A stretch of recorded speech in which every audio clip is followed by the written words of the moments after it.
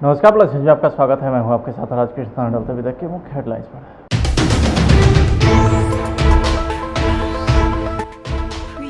पटना विश्वविद्यालय में चुनाव के ऐलान से पहले छात्रों के बीच जमकर चले पत्थर हुई बमबारी।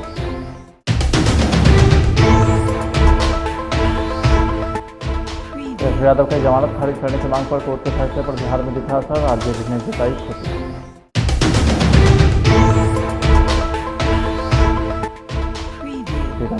बदमाशों ने सेल्फी संचालक को मारी गोली, 10 लाख की लूट।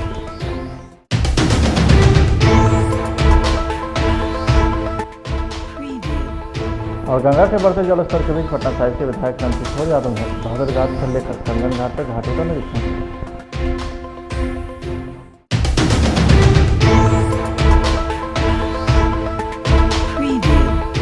अब खबरें विस्तार से।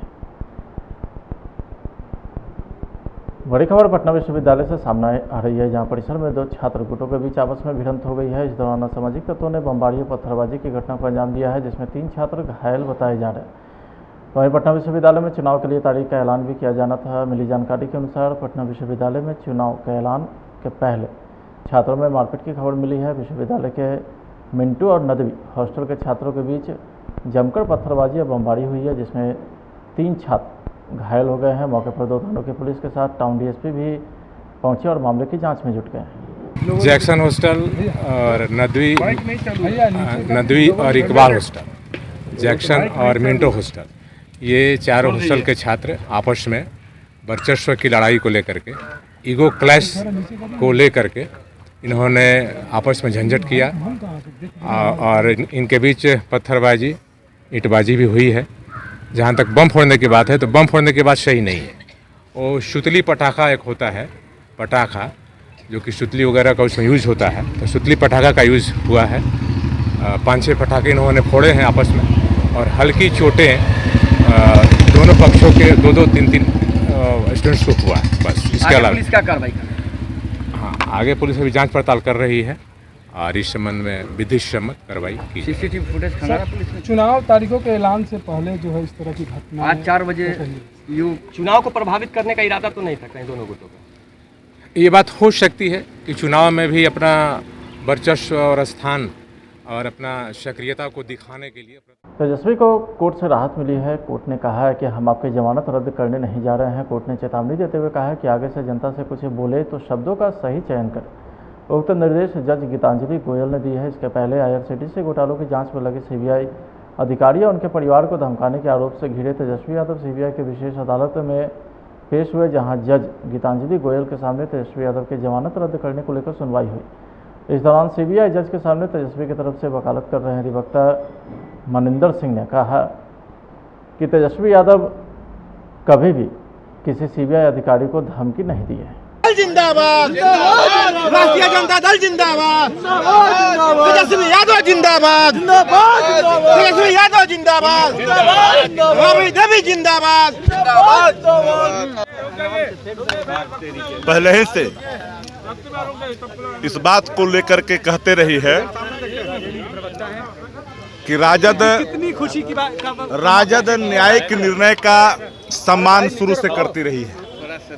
इस देश के अंदर में न्यायिक व्यवस्था इस बात का परिचायक है कि कोई भी अगर चाहे कि न्यायिक निर्णय को प्रभावित करें तो न्याय अपने हिसाब से काम करती है। न्यायिक निर्णय को हम लोग सराखों पे रखते हैं और एक बात मैंने शुरू से ही कहा है कि अगर दलों की चले और दल अपने हिसाब से करे तो विपक्ष के सारे लोग कहाँ होंगे यह बताने की जरूरत नहीं है। और इसीलिए न्यायिक निर्णय का सम्मान इसलिए हमने कहा सत्यमेव जयते, सत्य की हमेशा जीत हुई है। और उप मुख्यमंत्री तेजस्वी प्रसाद यादव जी को न्यायालय ने माना है कि इस तरह की बातें जो कही गई है वो कहीं से अपेक्षित प्रतीत नहीं होता है। इसलिए पूरे तौर पर हम न्यायिक निर्णय को सराखों पर रखते हुए और कानून का सम्मान करते हैं। और कानून से बड़ा कोई नहीं है।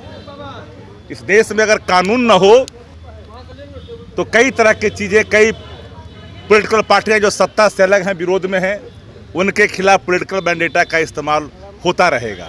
लेकिन कानून कानून होता है, कानून ही देश को महफूजियत प्रदान करती है और कानून का हम लोग सम्मान करते हैं।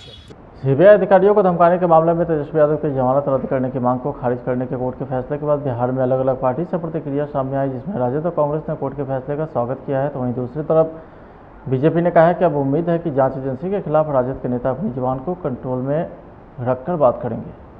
देखिए, माननीय न्यायालय अपना कार्य करते हैं, उसमें हम लोगों को कुछ कहना नहीं है, लेकिन जिन लोगों को संवैधानिक संस्थान पर विश्वास नहीं रहता है, वैसे लोग को चेतावनी अगर जो माननीय न्यायालय के द्वारा दिया गया है तो उनको समझना चाहिए और संवैधानिक संस्था पर उंगली उठाना और उसको धमकाना और इस तरह के गैर जिम्मेदाराना बयान देना ये गलत है। इससे हमारी संवैधानिक संस्थानों के प्रति विश्वसनीयता घटती है और संवैधानिक पद पर बैठे लोग की भी विश्वसनीयता घटती है। जदयू मंत्री लेसिस की नवी कोर्ट के आदेश का स्वागत किए है। उन्होंने कहा है कि यह शुरू से ही लग रहा था कि सीबीआई यह काम पूरी तरीके से राजनीति से प्रेरित है। कोर्ट में हुई सुनवाई ने साबित कर दिया है कि केंद्र सरकार कैसे जांच एजेंसी को इस्तेमाल करती है। आप लोगों के माध्यम से ही अभी जानकारी मिली है कि कोर्ट ने कोई आगे एक्शन नहीं लिया है। ये न्यायालय का स्वागत योग्य कदम है, ये तो होना ही था। और तो ज़्यादा मुझे अभी जानकारी नहीं। साथ में उन्होंने एक चेतावनी भी दी है कि आइंदा अपने शब्दों का ख्याल रखेंगे, आप एक जिम्मेवारी भरे पद पर बैठे हुए हैं। देखिए, अब कोर्ट का आदेश होता है, कोर्ट के आदेश पर ज़्यादा कुछ आप बोल नहीं सकते। तो कोर्ट का तो आदेश सर्वोपरि होता है, उसका तो सब लोग न्यायालय का सम्मान करते हैं, हम लोग भी करते हैं और वो भी करेंगे। सीतामढ़ी में बेखौफ बदमाशों ने सीएसपी संचालक को गोली मारकर 10 लाख की लूट की घटना को अंजाम दिया है। सीएसपी संचालक अपने घर से सेंटर के लिए जा रहे थे। इसी बीच परिहार थाना क्षेत्र के डेमुआ में अपाची सवार हथियारों से लैस बदमाशों ने सीएसपी संचालक को गोली मार दी और 10 लाख कैश लूटकर फरार हो गए हैं। घायल सीएसपी संचालक को इलाज के लिए शहर के एक निजी अस्पताल में भर्ती कराया गया है। पोस्ट परिहार जिला सीतामढ़ी। कैसे हुआ लगा है गोली? सीएसपी संचालक है वहाँ। किस बैंक का? एसबीआई का। कहाँ जा रहे थे? बिशनपुर। आपके पास पैसा वैसा भी छीना है क्या? पैसा था 10 लाख रुपया। पैसा भी ले लिया है? पैसा ले लिया है। पैसा ले लिया है। पहचाने हैं आदमी को? नहीं तो। गाड़ी से, किस गाड़ी से था, कुछ आइडिया है क्या हुआ था? 2 गाड़ी था, एगो अपाची था व्हाइट में, एगो ये कौन का है स्प्लेंडर प्लस था। अपाची वाला छीना है। बैक हुए है ना, ये मार 2 साल की तो मैं मार दिया, तभी मारा है ना, तो ब्रेक छोड़ के भाग के घर में भाग गए हैं। घर में भी चहेटा तो हम लोग आ रहे हैं साइड में। वहाँ पे आसपास में घर भी था? घर था। वो लोग नहीं हेल्प किया आपका? ये घर से सब आरो नुका गया, तभी गोली चला रहा है ढूंढ कर। संचालक है। अच्छा, सीएसपी संचालक है। क्या हुआ है? कहाँ से कहाँ जा रहे बिशनपुर आ रहे थे? परिहार से बिशनपुर आ रहे थे। उसी क्रम पर मतलब परवाहा के समीप लोगों ने मतलब हाँ परवाहा बिशनपुर के मतलब नज़दीक परसा बिशनपुर के नज़दीक गोली लग गया। अच्छा, क्या पैसा वैसा निकाल के जा रहे थे? 7.5 लाख रुपया ले लिया। अच्छा, किस बैंक से निकाले हैं? प्रयास किशोर सहायता केंद्र सोसाइटी एक राष्ट्रीय स्तर का स्वैच्छिक संगठन है जो बच्चों महिलाओं के लिए समर्पित है, जो बाल संरक्षण के कई कार्य क्षेत्र में गतिविधि की विस्तृत श्रृंखला के साथ है, अर्थात बाल विवाह, बाल श्रम, बाल यौन शोषण, मानव तस्करी, बाल विवाह हमारी भारतीय संस्कृति में विशेष रूप से ग्रामीण समुदायों में निहित है। हालांकि यह प्रथा युवा लड़की और लड़कों के लिए बहुत हानिकारक है, क्योंकि यह उनके स्वास्थ्य, शिक्षा, कैरियर की संभावना, उनके समग्र विकास को नकारात्मक रूप से प्रभावित करती है। इसलिए इसे मानवाधिकार और बाल अधिकार का उल्लंघन माना जाता है, जिसके खिलाफ कई कार्यकर्ता लड़ रहे हैं। एक्चुअली 16 अक्टूबर से पूरे भारत देश में बाल विवाह फ्री इंडिया करके एक कैंपेन चलाया जा रहा है, जो कि कैलाश सत्यार्थी जिनको कि नोबेल प्राइज़ मिला था, तो उनके साथ हम लोग मिलके, हम लोग प्रयास ऑर्गेनाइजेशन से हैं, प्रयास जुवेनाइल एड सेंटर। इसमें हम लोग बच्चों के अधिकार पे काम करते हैं। तो हम लोगों ने इसमें पटना ज़िले में हम लोगों ने 3 ब्लॉक में, जैसे दानापुर, पुनपुन और संपतचक में हम लोगों ने महिलाओं, बच्चों, किशोर किशोरियों के साथ मिलके कैंडल मार्च कराया। जिसमें लगभग 1000 मोमबत्ती जला के उन लोगों ने शपथ पत्र पे भी साइन किया कि बाल विवाह ना होने देंगे और ना उसमें हम लोग ना अपने घर में होने देंगे ना आसपास में हम लोग सहयोग करेंगे।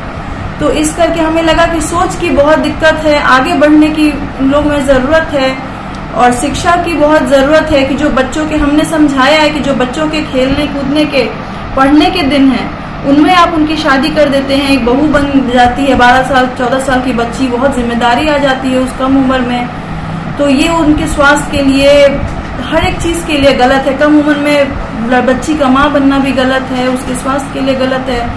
तो सोच बदलने की बहुत ज़्यादा ज़रूरत है। गांव-गांव जाकर अगर बच्चियाँ पढ़ने लगें, नौकरी करने लगें तो शायद इनकी सोच बदले। इस अभियान को करने का जब हम लोगों ने स्टार्ट किया, शुरू किया कि कहाँ से करें, तो कोई अपनी एक बात हमको रखनी थी जो कि हम चाह रहे थे कि समाज माने। तो हमें एक डर था कि जब अगर हम इस तरह की बातें जाकर कहेंगे किसी को तो कोई हमें समर्थन करेगा कि नहीं करेगा, देगा कि नहीं देगा। तो बहुत सी दुविधाएं थी, हमें मन में ये भी था। लेकिन जब हम गए गाँवों में और हमने ये सोच को बताया तो जो महिलाएं थी, खास करके आंगनबाड़ी केंद्रों में थी या जो सहिया बहनें, आशा वर्कर जो होती है, आशा बहनें होती हैं, ये सारी चीज़ें, खास करके लड़कियां जो अभी भी घरों में रहती हैं, तो उनको ये बहुत अच्छा लगा कि कोई आया जो हमारे दर्द को बयां कर रहा। मैं आप गंगा के बढ़ते जल स्तर के बीच पटना साहिब से विधायक नंदकिशोर यादव ने भद्रघाट से लेकर कंगन घाट तक घाटों का निरीक्षण किया है। उन्होंने कहा है कि लोक आस्था का महापर्व छठ पूजा के पूर्व गंगा का जल स्तर लगातार बढ़ रहा है, जिससे बिहार सरकार और जिला प्रशासन दोनों को काफ़ी परेशानियों का सामना करना पड़ रहा है। गंगा का जल स्तर घटे तो ठीक है, नहीं तो छठ व्रती के लिए वैकल्पिक व्यवस्था करनी होगी। तो वहीं पटना साहिब के विधायक नंदकिशोर यादव ने सरकार से मांग करते हुए कहा है कि जितने भी सड़क पर गड्ढे हैं उन्हें तत्काल दुरुस्त किया जाए ताकि छठ व्रती को किसी तरह की कोई परेशानी ना हो। साथ ही गंगा घाटों को मरम्मत कर सुंदर घाट बनाए ताकि हर हाल में छठ व्रती को सुविधा मिल सके। ये छठ पर्व बड़े पैमाने पे यहाँ होता है और विशेष करके गंगा किनारे रहने वाले हम लोग हैं। लाखों लोग गंगा किनारे आके छठ का व्रत करते हैं, लेकिन अब बढ़ा हुआ पानी हम सबके लिए चिंता का विषय है।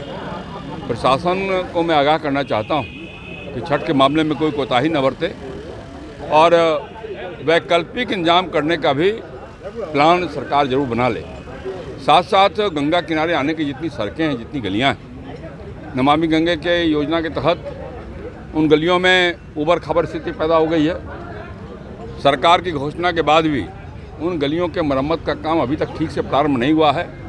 बहुत सारे रोड और गलियां ऐसी हैं जहां तो काम ही नहीं लगा। अविलंब सरकार अपनी एजेंसी को दुरुस्त करे और सभी रास्तों को छठ के पहले ठीक करने का काम करे। और ठीक करने का काम कोई चिप्पी लगाने का काम नहीं करे। जो उस प्रोजेक्ट का नियम था कि जिस प्रकार की सड़क उन्होंने खोदी उस प्रकार का निर्माण करके देंगे, उसके अनुरूप उन सड़कों और गलियों के निर्माण का काम प्रशासन अविलंब पूरा करे। क्या सुझाव देना चाहेंगे? बता तो रहे, पानी के जल बता रहे वैकल्पिक व्यवस्था करने का इंतजाम सरकार करे। एक तो जैसे जैसे पानी घटेगा, अगर दलदल की स्थिति पैदा होती है तो वहाँ बालू की व्यवस्था, उसको समतल करने की व्यवस्था, ये सरकार सजगता से करे।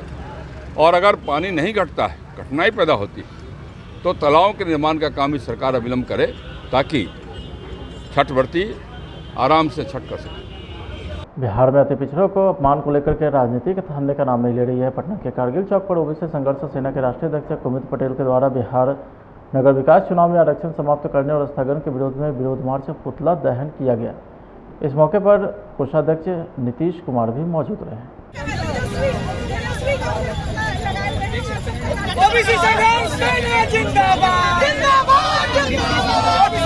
नहीं है इस मामले में आप पे तो दुनिया जग जाहिर है। अगर हमारे हितैषी होते ओबीसी समाज के नेता जो वर्तमान सत्ता में है, जो विपक्ष में, पहले भी सत्ता में रह चुके हैं, आज विपक्ष में है, अगर उनकी नीयत साफ होती तो जब सुप्रीम कोर्ट का स्पष्ट निर्देश था ट्रिपल टेस्ट से गुजरना हर राज्य को, जब महाराष्ट्र और एमपी का मुद्दा चल रहा था, उसी समय हर स्टेट को ये आदेश दिया गया था कि आप ट्रिपल टेस्ट होकर गुजरिए, आप आरक्षण लागू कीजिए, हमको कोई आपत्ति नहीं। लेकिन इन लोग सत्ता कुर्सी बचाने के खेल में जनता के मुद्दों को गौण रखा, जिसका परिणाम है कि आज ओबीसी समाज का बेटा जो चुनाव लड़ रहा था, जो चुनाव रद्द होने से आर्थिक शोषण और मानसिक शोषण का शिकार हो गया।